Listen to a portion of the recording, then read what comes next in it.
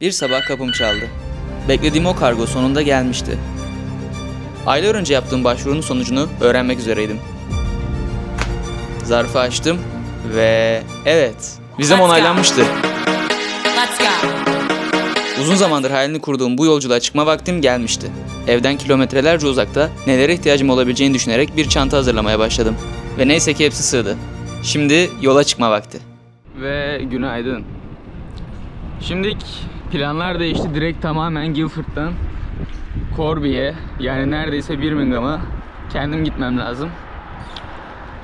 Birkaç tren var, aktarma şu bu. Ama bakalım önce trene yetişebilecek miyiz? Çünkü biraz geciktim. Durağa geldik. 8 dakikası var. Sanırım yetiştik. Saçım başım uçtu ya o rüzgardan. Trendeyiz. Kimse yok. Soracak kimse de yok. Ben çözemedim vallahi. Bir yerlere gidiyor ama hani uygulamada buna binmem gerektiğini gösteriyor ama bindim. Gitmesi gereken yön burasıydı. Bu buraya gidiyor. Çözemedim. Ama ona bakacağız şimdi. Biraz daha gidelim anlarım. Bu arada doğru trenmiş. İstanbul sıkışıklığından sonra böyle bir ferahlık çok iyi geldi. Kimse yok ya. Burada böyle yerlerde bile uyuyabilirim. Böyle bisiklet sürebilirim. Evet, ilk istasyona geldik. Buradan metroya geçeceğiz ve oradan da bir tren daha ve sonunda gideceğimiz yere varacağız. Metroya sürüyoruz. Adamların kasisi bile güzel. Bakın dümdüz geçiyorum. Sadece ortada çıkıyorlar.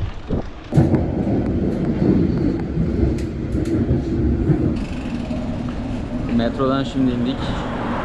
Buradan da ana trene süreceğiz. Bir 25-30 dakika. Şimdi trenler iyi güzel ama çok pahalı. Buraya kaça geldim? Daha bakın Londra'nın merkezine geldim. Buraya kaça geldim? 750 lira. İlk bindiğim tren 700'dü. Son bindiğim metro 50 liraydı. Metro iyi. 1 pound. Mantıklı. 30 dakika sürdü. Tren 1 saat sürdü. Tren 12 pound. Şimdi 38 poundluk gidiş geliş biletimiz olan trene gidiyoruz. O mantıklı ama sonuçta İngiltere şöyle bir ülke ise biz buradan şuraya yarısına kadar gidiyoruz ülkenin. O okey 1000 lira. Pardon 2000. Yine biraz fazla ama bugün toplamda yani dönüşte de 750, 1500, 2000, 3500. 1600 lira da parka giriş, 5100 lira. 5100 lira harcıyoruz bugün. Benim İngiltere'ye geliş gidiş biletim zaten 5000 liraydı. Bir gün sürmek için Adrenalin Alley'de bundan fazlasını harcıyoruz. Yapacak bir şey yok.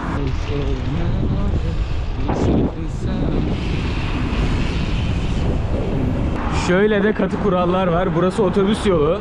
Eğer arabanızın lastiği şu çizgiye değerse ya da içine girerse direkt ceza yazma hakkına sahipler ve yazıyorlar. Hani diyorsun ki lastiğim sadece şuna değdi ama yine de yazıyorlarmış. İyi ki arabayla değiliz. Bisiklet iyidir arkadaşlar. Arabaların şu çizginin içine giremiyor olmasının en güzel yanlarından biri. Bisikletle burada rahatça sürebiliyorsun. Darlayan yok, eden yok. Sadece otobüs ve taksiler buradan gidebiliyor. Onlara geldiğine dikkat etmen lazım. Birazdan trene bineceğimiz otogar da şu. Şu görkeme bakar mısınız? Adamların otogarı bile böyle. Trene bineceğimiz otogara geldik. Şuraya bakar mısın? Bu ne? Şimdi trene koydum eşyaları. İniyorum, kapanıyormuş falan. Şu şekilde.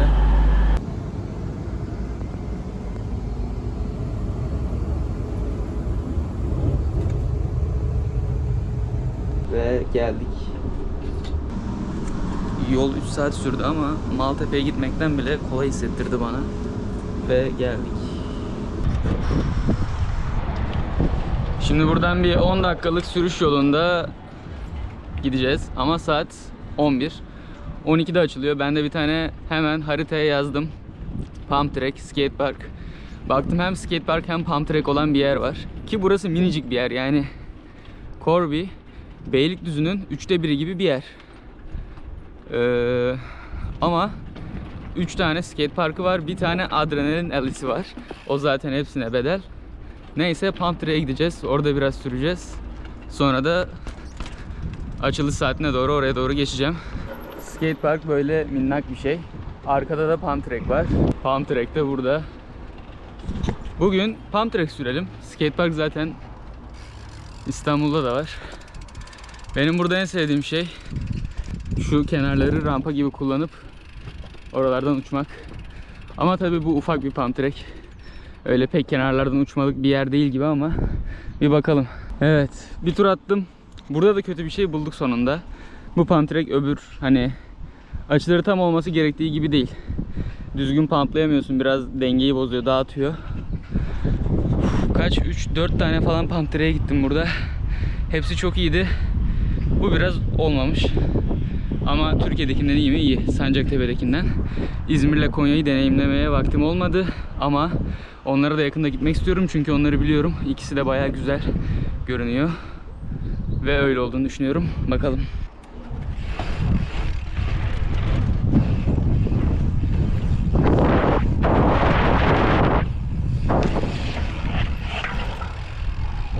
Bu düşük hızlarda sürmek için gibi ya.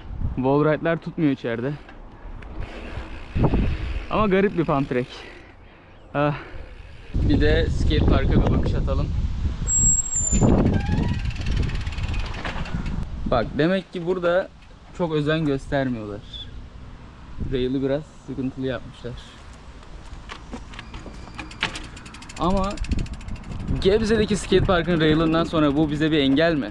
Adamlar Gebze'de skate parkta rail'i böyle dışarı yapmışlar. Yepyeni bir skate park daha bu yıl yapılmış. Üzücü.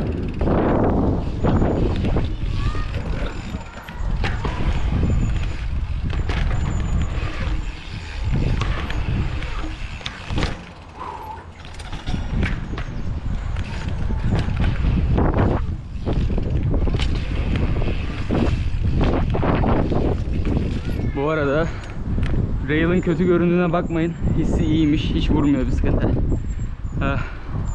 Adamlar işini biliyormuş demek ki. Ve geldik. Bu şekilde sanayinin içinde bir yer. Hani burada hiç beklemezsin böyle bir parkur olacağını ve var. Hatta herkes açılmasını bekliyor burada. Ama çok fazla scooter kit görüyorum şu an. O beni biraz korkuttu. Evet. Şimdi içeri girdik. Saat 12 oldu. Bayağı büyük bir yer. Bir harita var. Önce bir oraya bakacağım. İlk başta bir dışarı bakalım.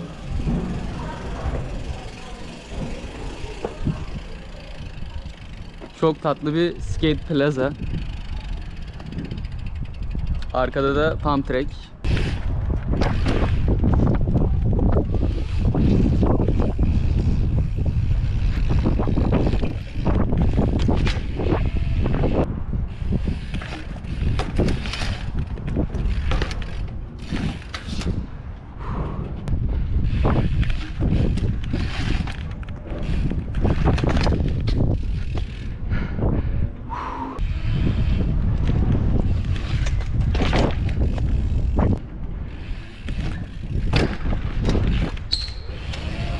Pump track'e bakalım. Bu direkt bisiklet üzerine yapıldığı için, gerçi öbürleri de öyle de, çok daha tatlı görünüyor. Bu arada videoda şöyle ilerliyor. Az şaşırtıcı, alışık olduğumuz kısımdan başlayıp parkın içine doğru gideceğiz. Bakalım. Bir de bu ana line'a girelim.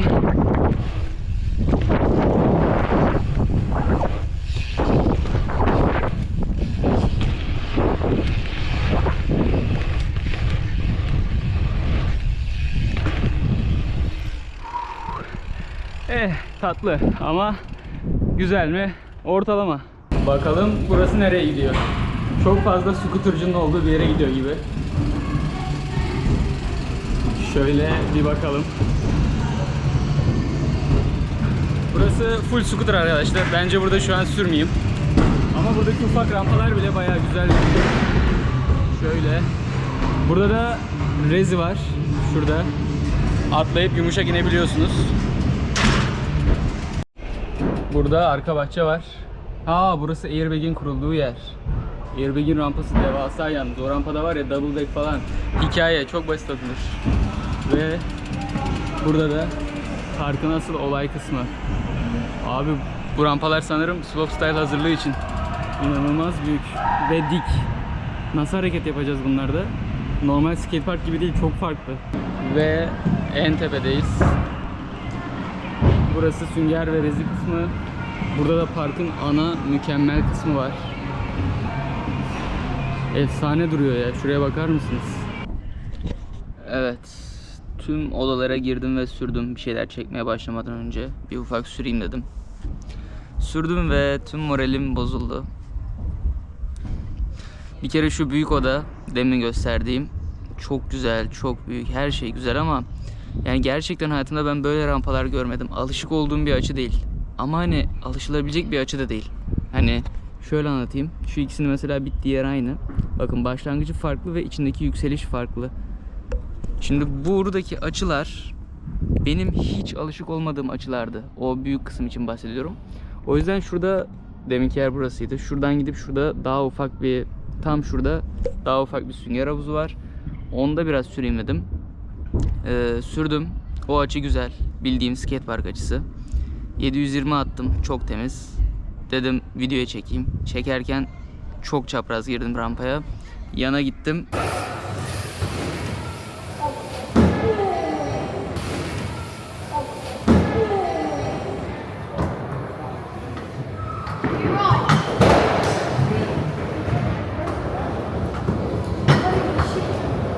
Sünger havuzunun bitişine artık bam diye böyle burama indim.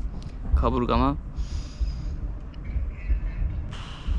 Zaten o içerideki açılar moralimi bozmuştu. Oradaki sünger havuzunda da bu olunca tamamen moralim bozuldu. Bir de ben bu büyük sünger havuzuna front flip denedim. Yani rampayı anlayamıyorum, hani hissedemiyorum. Rampadan normalde hissederek çıkıyorum. Önü bu şekilde kaldırıp bir anda fronta giriyordum ve dönüyordu. Şu anda çözemedim, hani geliyorum, veriyorum, yok, döndüremiyorum. Rampayı doğru şekilde kullanamıyorum. Nasıl kullanacağımı da bilmiyorum. Yok yani, olmuyor. Bu kadar yol geldik. Asıl zaten İngiltere gelme sebebim buydu. Ama şu an nedense böyle süremiyorum. Evet, biraz bir ara verdikten sonra gittim şurada bir bankta oturdum, 1 saat uyudum. Şöyle bir şeye karar verdim. Sünger havuzuna gidip hareket deneyip durmak yerine tüm binalara, şurada bir ana kısım var, şurada bir ana kısım var, şurası var.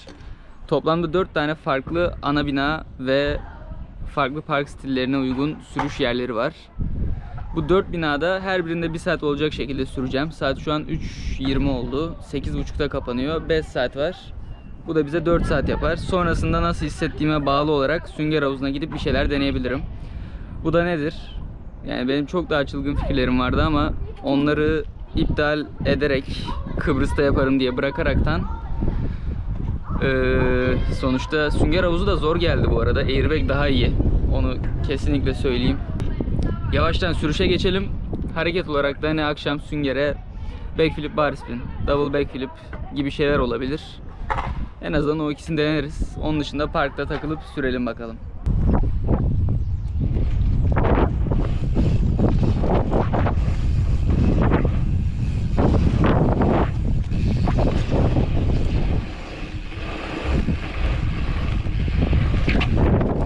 Oh. Ah.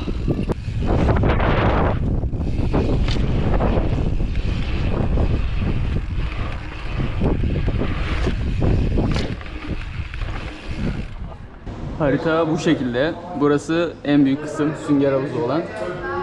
Öbür kısımlar var. Şuraları gideceğim. Şu an 1 saat burada, 30 dakika burada. Sonra 1 saat burada ve en son buraya gideceğim. 4 kısmı da yapacağım bakalım. Burası gerçekten de açılar şu bu derken en güzel kısma benziyor buradaki. Bakalım nasıl olacak.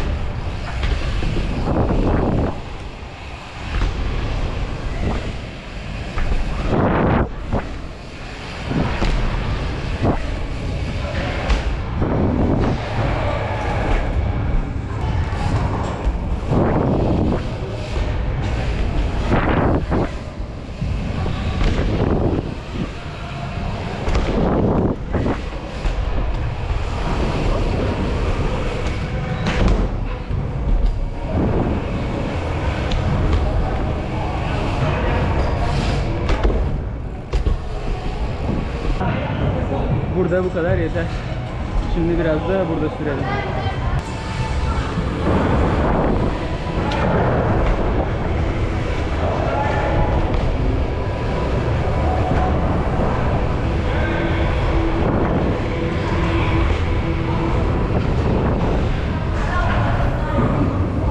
Şimdi şöyle bir durum var.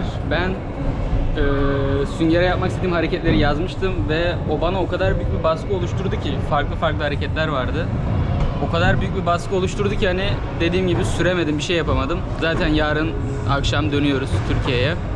Keyfi, parkta takılıyorum. En son belki akşam gaza gelirsem bir süngere double back denerim ama o double back'i de böyle çekmeyi hiç istemiyorum. Böyle tatlı takılmak eğlenceli. Bir kere geleceğim bir yer ama yapacak bir şey yok. Bu şekilde yapacağız.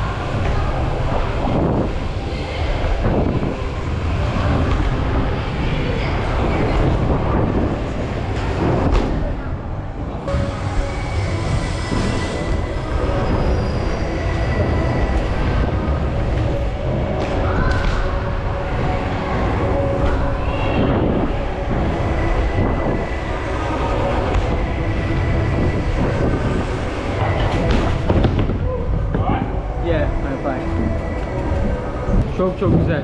Saçma sapan bir double bar denemesi. Ben böyle atınca sıkıntı yaşıyorum. At tut yapmak istiyorum. İstemeden fırlattım. Artık fren kolu nasıl olduysa yamuldu. Şu an aşağı bakıyor. Benim o kadar sinirim bozuyor ki şöyle giderken. Sanki gidonu böyle tutuyormuş gibi hissediyorum. Yani bunu düzeltemez miyiz acaba da?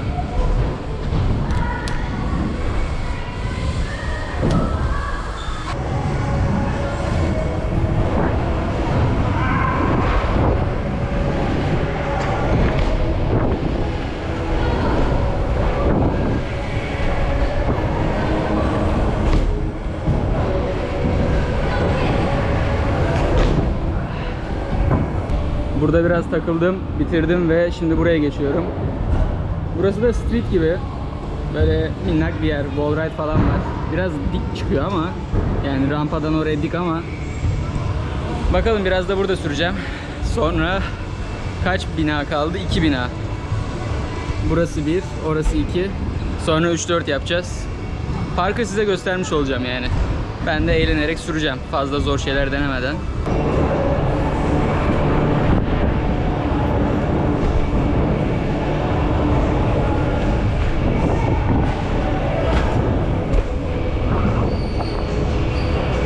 Kötü ya. Fren kolunun yamukluğunu hissediyorum.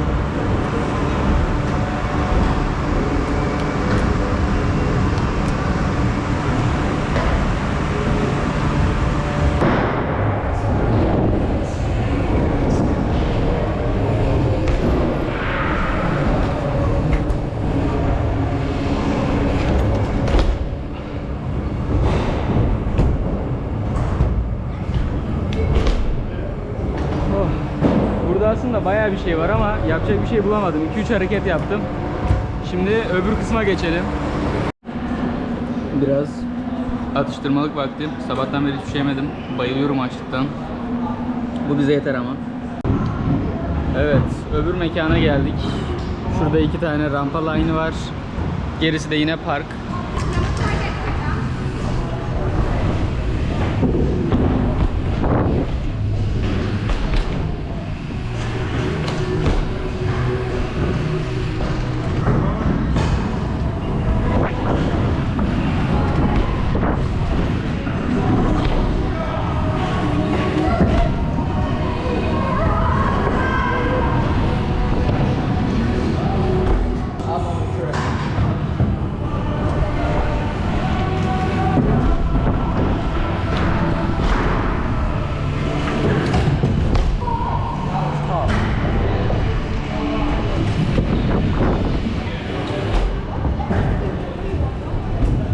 Burayı da bayağı beğendim.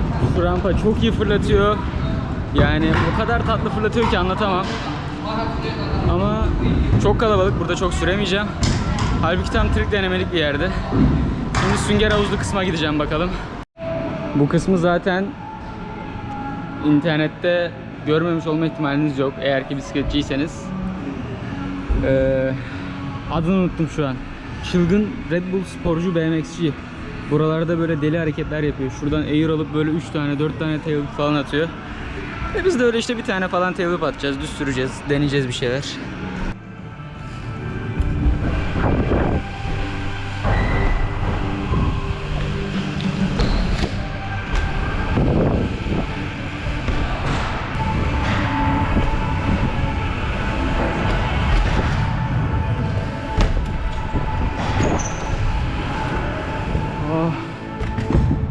Zar zor da olsa yaptık.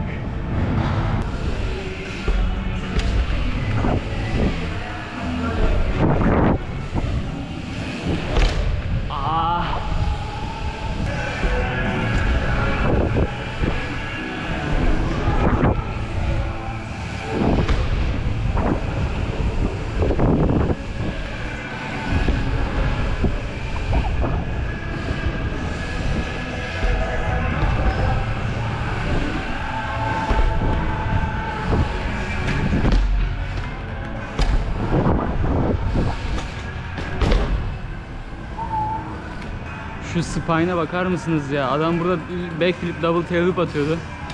Böyle dimdik.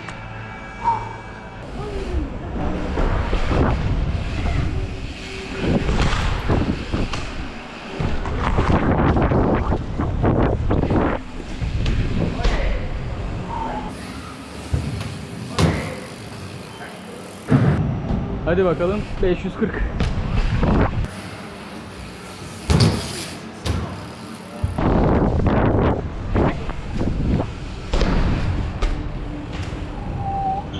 ...720 gelir mi acaba ya? Max Fredrickson gibi.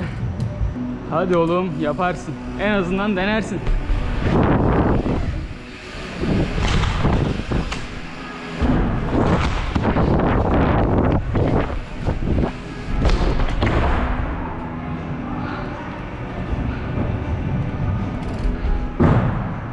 Yok, 540'tan sonra harbi zor ya. Oh. Var ya gerçekten en sevdiğim şey, hani rampalardan atlamayı geçiyorum. Bunun gibi böyle devasa dik eğimlere son hız gelip bir şeyler yapmak. Çünkü savurması o kadar rahat ki. Hani şöyle düşünün, burayı yok et, burayı. Burası deniz olsun, burada öyle bir savurursun ki 1080-1440 döner, slopestyle'a döner iş. Neyse biz bir 180 tail falan deneyelim.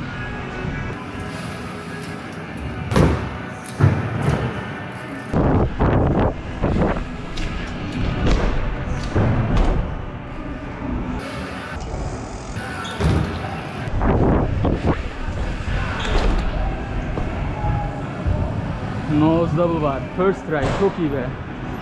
Hadi bakalım nose tail whip gelir mi?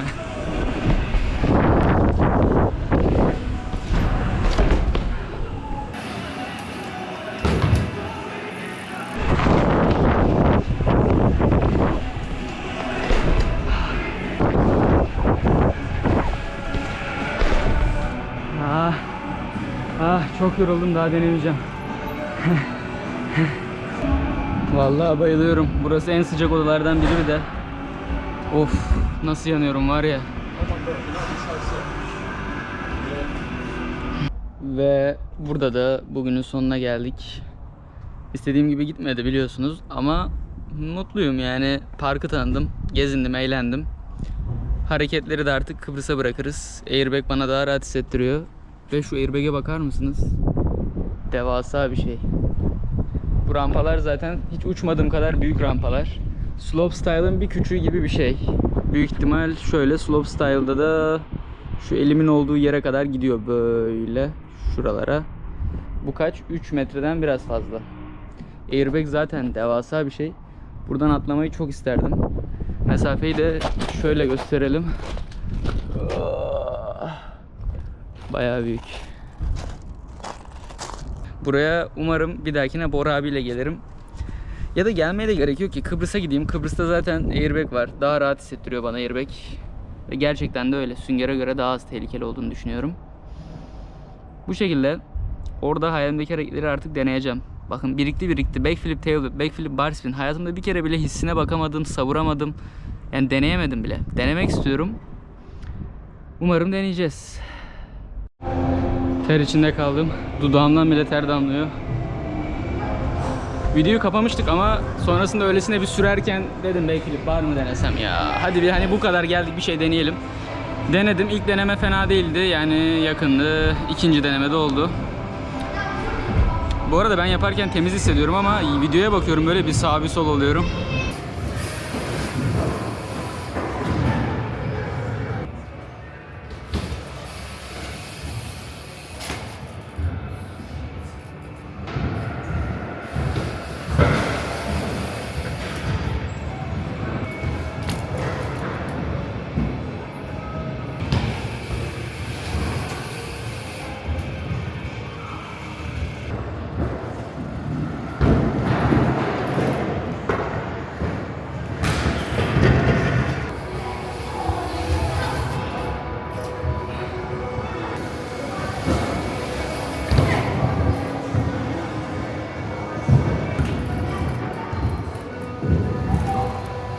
Bu arada ben yaparken temiz hissediyorum ama videoya bakıyorum böyle bir sağ bir sol oluyorum. Neyse. Böyle bayağı tatlı bir rampa. İşte burada attık backflip var. Backflip tail denemek istiyorum ama yapmayacağım. Onu Kıbrıs'a bırakalım. Güzel. En azından bugün airbag'den vazgeçmiş olmama rağmen bunu yapabildik. Eve daha mutlu gideceğim demek. Ve sonrasında 4-5 kere attım, her seferinde oldu. Ama temiz değil tabi. Hani ben bunu gidip Beylikdüzü'nde yapmayacağım. Çünkü ben deli değilim. Ölmek istemiyorum. Böyle 1-2 yıl yurt dışlarında reziye attıkça bir gün belki skatepark'a çekerim ama hiç gerek olduğunu sanmıyorum yani. Kimi etkileyeceksin ki? Yani Crankworks değil burası. Yarışma yapmıyoruz. O yüzden manası yok. Umarım bu yıl ya da seneye görüşmek üzere Adrenaline Alley. Backflip'te bu arada açık kalmak çok kolaymış. Yani backflip, double bar falan atabilirim gibi geliyor. Onun dışında böyle. Bir daha ne zaman geliriz, ne zaman bir şeyler yaparız. Yarın akşam dönüş.